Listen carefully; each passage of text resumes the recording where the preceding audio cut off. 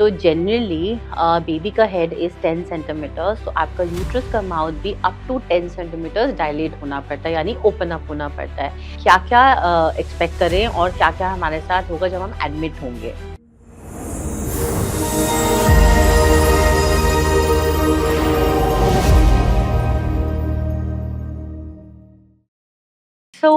सो अब आप 9 months of pregnancy पूरे हो चुके हैं और आपके डॉक्टर ने आपको एडमिशन फॉर डिलीवरी के लिए बोला है।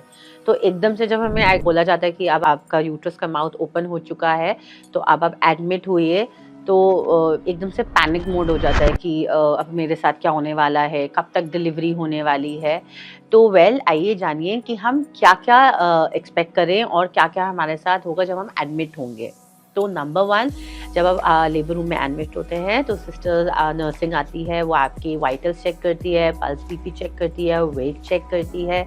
आपको एक हॉस्पिटल की क्लोथ दिया जाता है, हॉस्पिटल ड्रेस दी जाती है जिसमें लेबर पेन्स के दौरान आप उसी ड्रेस में रहेंगे। तीसरा, आपको एक डॉक्टर जो ऑन ड्यूटी होते हैं जनरली, वो आके आपकी पूरी हिस्ट्री लेते हैं, एग्जामिन करते हैं और आपके ऊपर एक NST जो हम बोलते हैं नॉन स्ट्रेस टेस्ट, वो जो CTG है वो लगाया जाता है।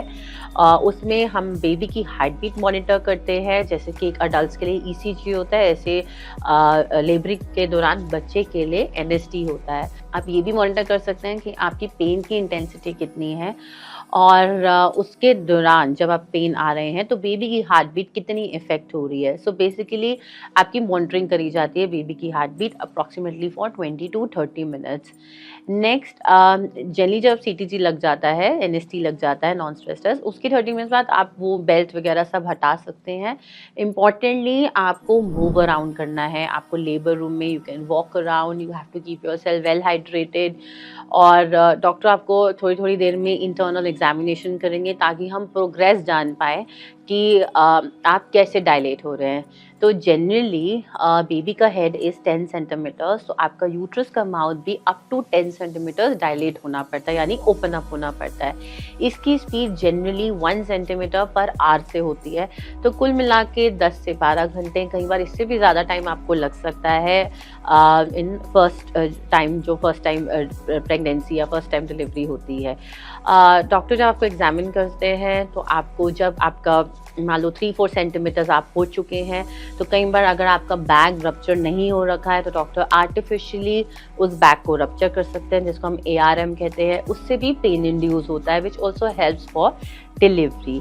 उसके बाद आपको एक ऑक्सीटोसिन ड्रिप स्टार्ट हो सकती है। जनरली हम सब आप जानते हैं कि एक ड्रिप अटैच होती है जो अगेन आपके पेन को ऑगमेंट करने में हेल्प करता है, यानी कि इंक्रीज करने में हेल्प करता है।